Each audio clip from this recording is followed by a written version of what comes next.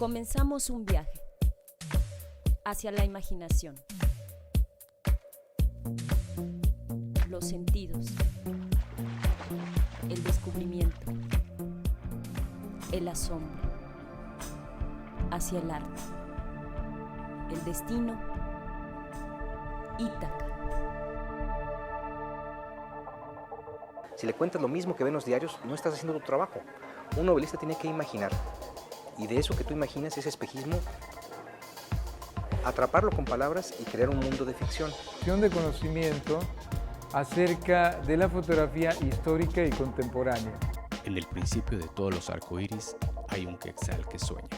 Si con Los Minutos Negros Martín Solares había demostrado ser uno de los grandes narradores mexicanos actualmente, con la publicación de su segunda novela, No manden flores, eso quedó absolutamente ratificado. Martín Solares en esta segunda parte nos habla de esa novela, pero también nos habla de sus influencias y nos habla de su propia visión de la literatura.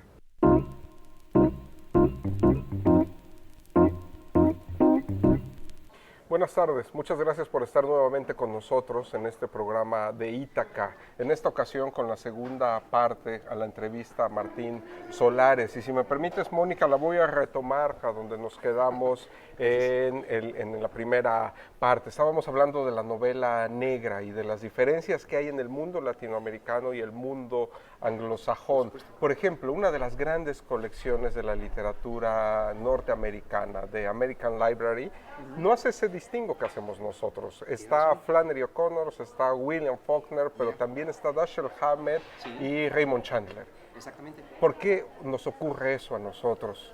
Mira, es una muy buena pregunta. Yo creo que en alguna medida los críticos literarios dejaron de leer novela policíaca en América Latina por ahí de los años 50, porque hasta los años 50 la mayoría de las novelas policíacas escritas en América Latina se merecen lo que se dice de toda la novela policíaca en general, eran muy malas. Eran francamente imitaciones de las primeras novelas detectivescas o con un acertijo criminal que había que resolver en el centro de la historia. Incluso los primeros cuentos del gran Rafael Bernal eran imitaciones de la novela de Enigma, ¿no?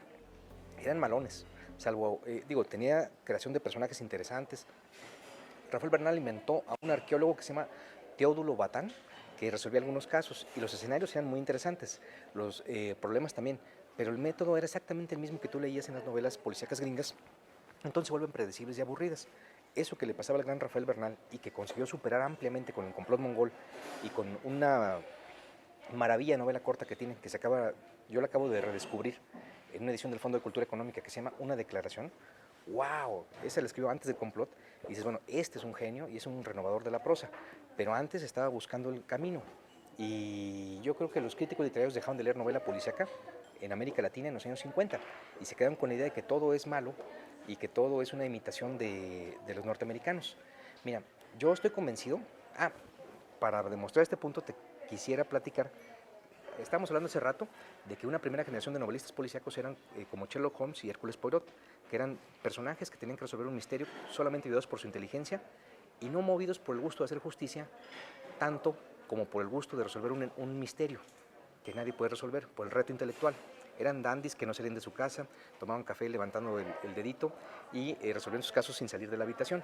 En la segunda generación son los detectives más brutales que resuelven las cosas a golpes o a sarcasmos, que son burlones, que no creen en la ley, no creen en la justicia, no creen en la sociedad, no creen en la policía sobre todo, pero creen que hay que enderezar las cosas como se pueda.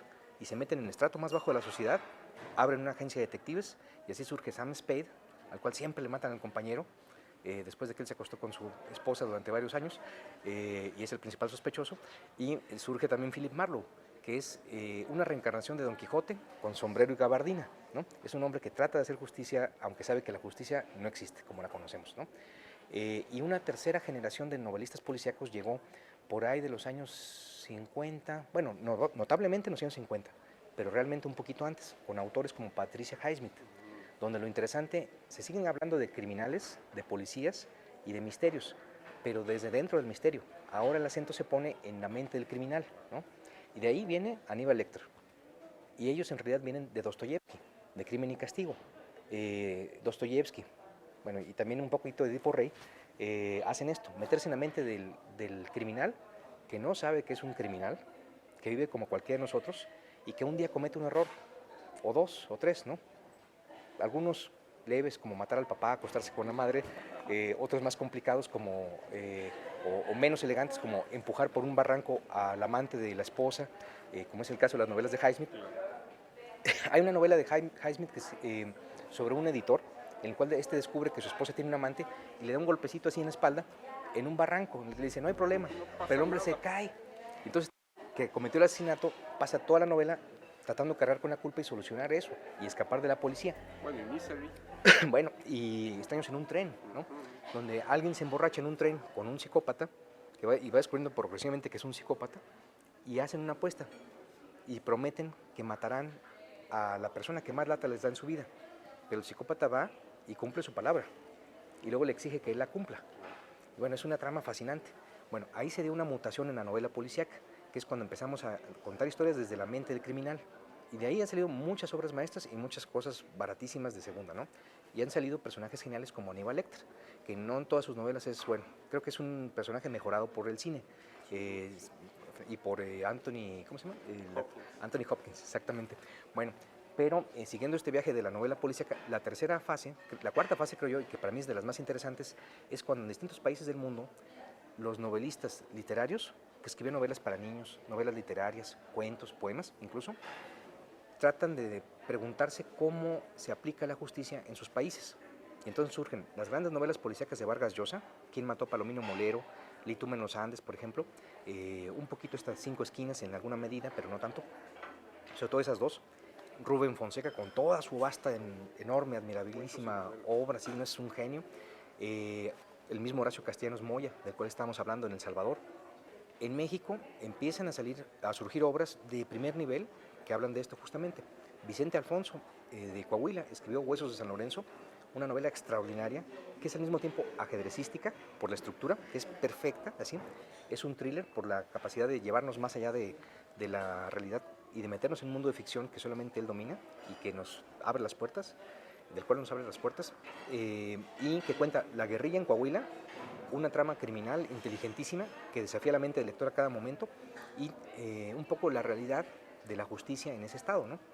Augusto Cruz en Tamaulipas, que habla lo mismo, ¿no? En Londres después de medianoche, cuenta cómo es ser un extranjero en Tamaulipas y Veracruz, porque pone un detective del FBI a circular por estos estados en el momento de mayor violencia, buscando una copia de una película perdida, en la cual había actuado Lon Chaney, ¿no? Y es fascinante esa novela, es de lo mejor que le ha pasado a la literatura mexicana en mucho tiempo. El mismo Beff, Hagenbeck, Francisco Hagenbeck tiene una que me encanta que se llama Trago Amargo, que se me hace estupenda. Bueno, Elmer Mendoza, ni más, por supuesto, la última de Besar al Detective, aunque yo creo que el título no es correcto. Yo desconfío de los libros que tienen en el título un verbo en infinitivo. Yo siempre digo que hay que conjugar eso, si no el lector va a pensar que no hiciste tu trabajo, ¿no?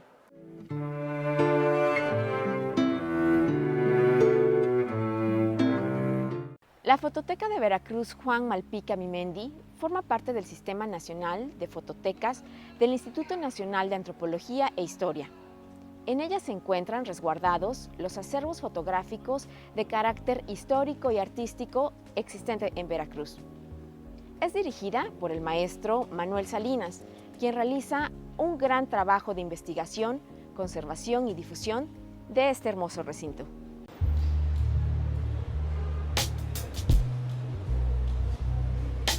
La Fototeca de Veracruz Juan Malpica Mimendi inicia sus actividades el 27 de noviembre de 1998.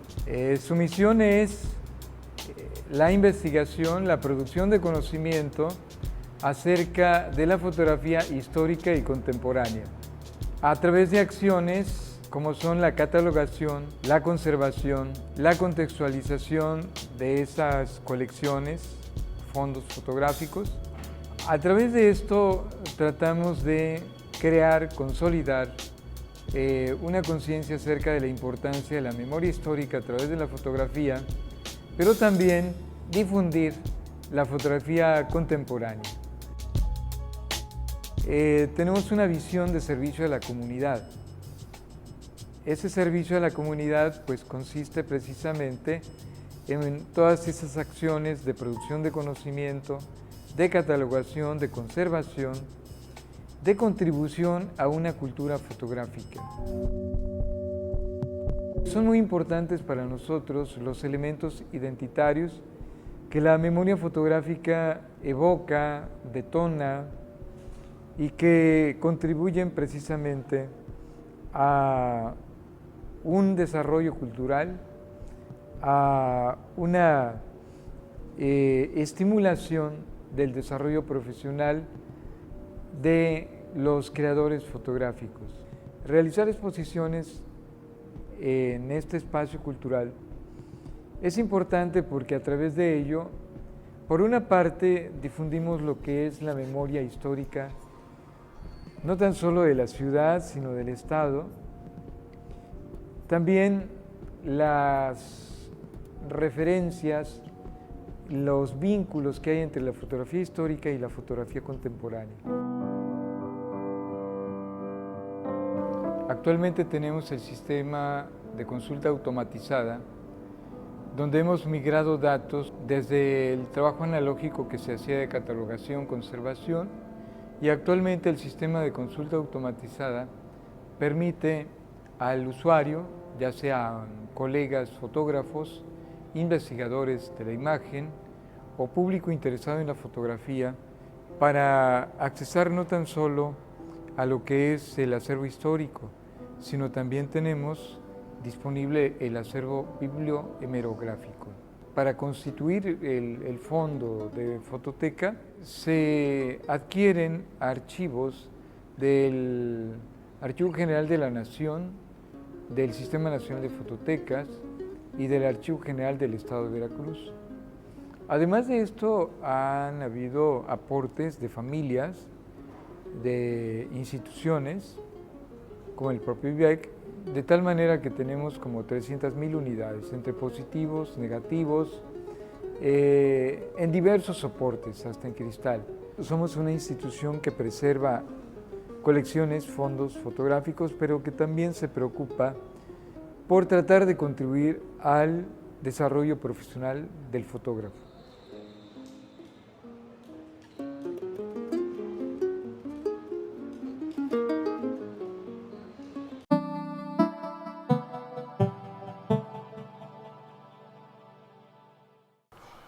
Martín, ¿cómo dibujar una novela? ¿Qué forma tiene una novela? Bueno, mira, creo que es distinto en cada caso, ¿no? El primero que tiene que descubrirla es el autor, a medida que está escribiendo ese libro. Se va a encontrar con mucha hojarasca.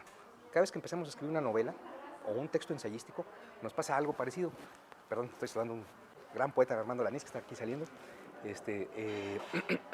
Bueno, cuando uno empieza a escribir una novela, inmediatamente surge una especie de hojarasca, que esa hojarasca hay que aprender a retirarla de inmediato.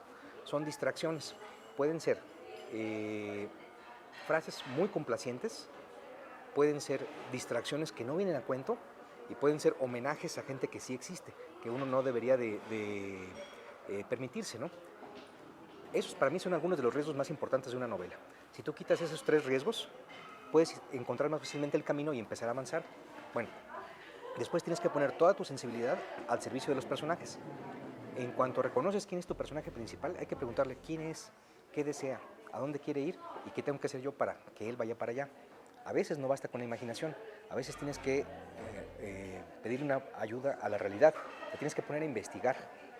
Si va a atravesar el estado de San Luis Potosí este personaje, yo tengo que conocer un mapa del estado de San Luis Potosí e incluso meterme ahí en carretera y ver cuánto tiempo se hace, cuánto calor hace, y de toda esa investigación se va a nutrir mi personaje, ¿no? Tienes que también revisarlo a él, ¿no? Y ver cómo le va a afectar esa investigación. Pensar que toda novela es un viaje. A ver, dicen que algunos cuentos son como los cohetes, que prosa vertical que despega y estalla y nos sorprende a todos.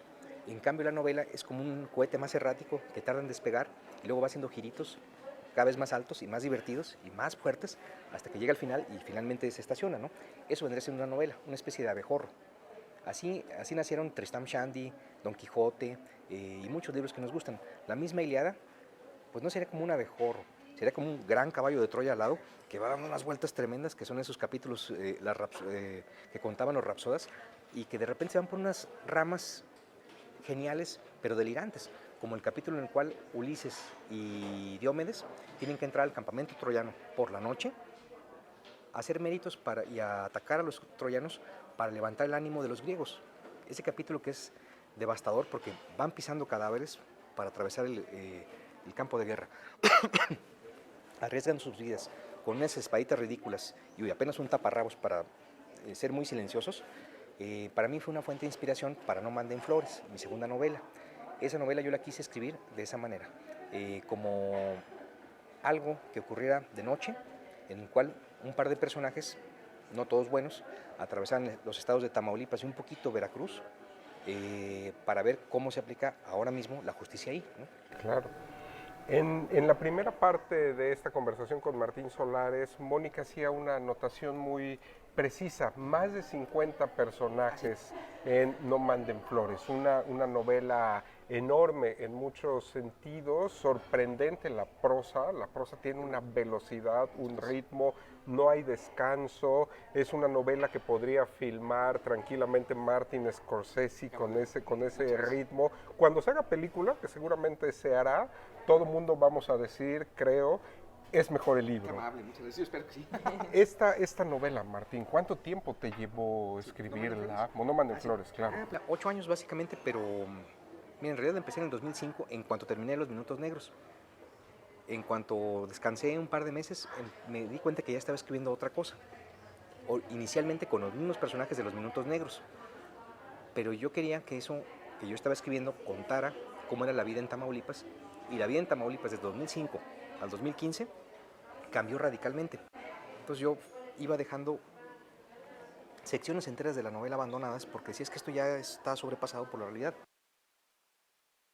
Lo que es ahora, hasta que llegué a un esquema, o más bien a una idea, tuve una idea clara, cosa que no me ocurre mucho. Dije, en esta novela voy a tratar de ir 2 pasos por encima de la realidad, por delante de la realidad, ¿sí? Porque yo creo que el novelista está obligado a contar lo que el lector no sabe, lo que el lector no ha visto y lo que el lector ignora por completo. Si le cuentas lo mismo que ven los diarios, no estás haciendo tu trabajo. Un novelista tiene que imaginar, y de eso que tú imaginas, ese espejismo, atraparlo con palabras y crear un mundo de ficción.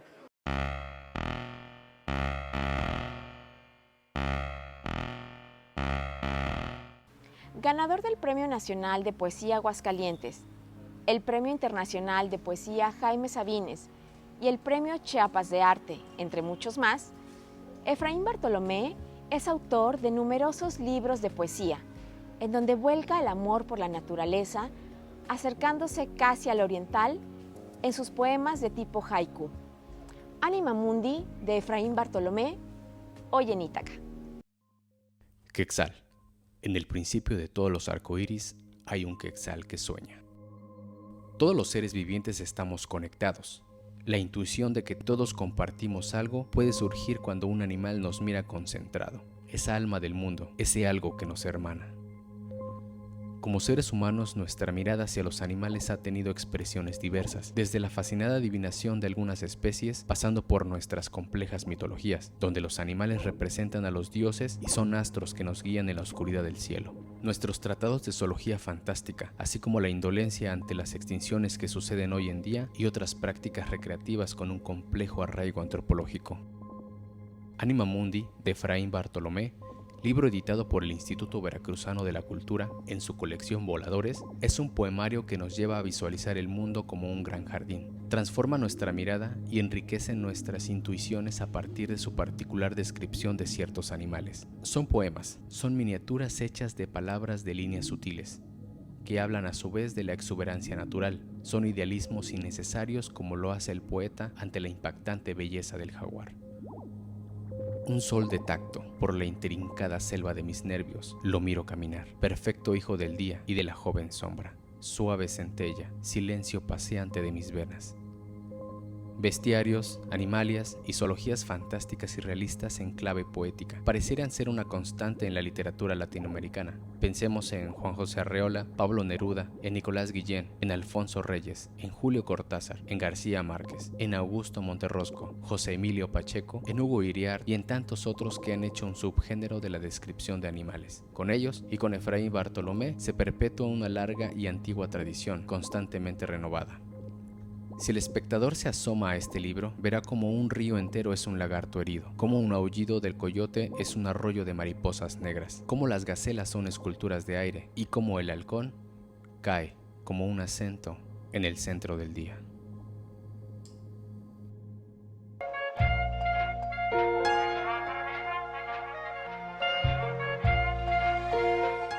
Y modestamente yo, cuando notaba que algo se repetía, cuando noto que algo se repite en mis novelas, yo digo, esto ya lo hizo anteriormente, vámonos, ¿no? Por eso digo que soy como un arquitecto que llega, o un productor de cine, que llega a ver lo que hicieron los escritores la semana anterior, y dice, esto no funciona, quítenmelo, ¿no? Y luego trato de hacerlo sin piedad, pensando que soy el primer abogado del lector, ¿no? Como su autor. Sí, claro. Yo tengo una pregunta. ¿Cómo le hace Martín Solares para crear una buena historia con temas tan crudos, Gracias, Manuel. fuertes? Híjole, creo que también la respuesta va a ser distinta en cada caso, porque no, me encantaría tener una fórmula, pero no lo sé. En los minutos negros yo tuve una pesadilla cuando iba viajando en un autobús de segunda de Guadalajara hacia Tampico. Soñé que en la madrugada alguien se sentaba atrás de mí y decía, ¿verdad, Martín, que en la vida de todo hombre hay 5 minutos negros? Cuando yo escuché esa frase me desperté, no había nadie a quien reclamarle, ni en los asientos delanteros ni traseros, porque el avión iba semivacío en esa parte de la noche, y lo que hice fue que los siguientes 7 años los dediqué a tratar de responder qué significaba esa pesadilla. Cuando terminé los minutos negros, me di cuenta que la única respuesta que yo podía dar a esa pesadilla nocturna fue una novela diurna, porque es una novela con mucho sol, con muchos personajes y que ocurre de día, ¿no? En No manden flores sí tuve 2 sueños que fueron para mí muy importantes, uno como al principio de la novela, cuando me di cuenta que ya estaba escribiendo una novela, y otro al final. Pero bueno, yo en esa época soñaba mucho, ya no tanto. Me desvelan mucho mis hijos, ya no puedo, o no me acuerdo qué estoy soñando. Pero más bien surgió de las pesadillas reales. Cada vez que yo le preguntaba a algún amigo o conocido de Tamaulipas, oye, ¿cómo estás?, me contaban una historia de terror. De horror, sí, de las cosas que le habían pasado con los delincuentes recientemente. Y de tanto escuchar este tipo de historias, la novela que yo escribía muy gozosamente y que también era diurna, empezó a tomar otro rumbo. Entonces, prescindí del estilo del humor, busqué otra manera de contar esas historias y sobre todo de hacerle justicia a estos personas que me habían contado sus vidas, ¿no? Yo no podía burlarme ni un ápice, ni un centímetro de lo que ellos me estaban contando, porque son seres queridos míos, amigos o amigas o parientes, ¿no? Pero quería yo que esas historias no quedaran en el aire. Quería que llegaran a alguna parte, y esa parte fue esta novela, ¿no? Y no quería yo que esa novela fuera un muro de lamentaciones. La primera obligación del novelista es contar una historia subyugante. La puedes adornar con lo que tú quieras, con recetas de cocina inclusive, ¿no? O con digresiones de 300 páginas ensayísticas. Pero tiene que funcionar toda la estructura en general, ¿no? Y mi reto fue cómo disolver esas historias, porque yo necesitaba contarlas en algo perdurable para mí. Cómo disolverlas en una historia narrativa. Ese fue mi reto, ¿no? Para eso tuve que inventar a estos 50 personajes que ya me doy cuenta que no te gustan. No te... Bueno, pues te decía que tengo claridad por primera vez en mucho tiempo de que quiero escribir 2 novelas y posiblemente una tercera que me están rondando desde hace mucho tiempo. Una voy más allá de la mitad, de otra me falta ya concentrarme, permitir que el personaje habite dentro de mí y percibir todo el mundo a través de él. Y hay una que me obsesiona, que la he intentado escribir muchas veces, que ya quiero sentarme a escribir también. Entonces ahorita no sé cuál de las 3 va a jalarme con más fuerza en los siguientes meses, pero sin duda me voy a dedicar a una de esas 3 historias, de las cuales tengo apuntes, he investigado, he imaginado. Y hay rutas secundarias. Hay un guión de cine que estoy haciendo a 4 manos con Hugo Iriarte y con Guita Shifter, que ya acabamos y lo estamos puliendo. Otro guión de cine original que quiero escribir con un amigo, y una serie de televisión que me invitaron a escribir basada en las historias que yo hago también. Entonces, yo que va a ir por ahí un poquito mi ruta literaria en los siguientes meses. Pero sobre eso, encima de eso y al lado de eso, leer. Me hice un programa de lecturas porque me di cuenta que tengo unas oquedades horribles, unas lagunas espantosas en mi información. Entonces, hay un montón de clásicos, latosos, grandes, gordos, que siempre he estado eludiendo. He leído en cómic nada más, pero sí con mucha atención, y que los quiero leer ya en los siguientes 2 años. Entonces, me hice un programa de lecturas como por trimestre, literatura inglesa, literatura francesa, literatura rusa, literatura italiana y otras literaturas, ¿no? Polaca incluso, por influencia de Sergio. Pues muy bien, ese es el camino, Mónica, ese es el viaje que está a punto de emprender Martín Solares. Esperamos que hayan disfrutado estas dos conversaciones con Martín Solares, tanto como las disfrutamos nosotros. Nos vemos en una próxima Ítaca. Gracias.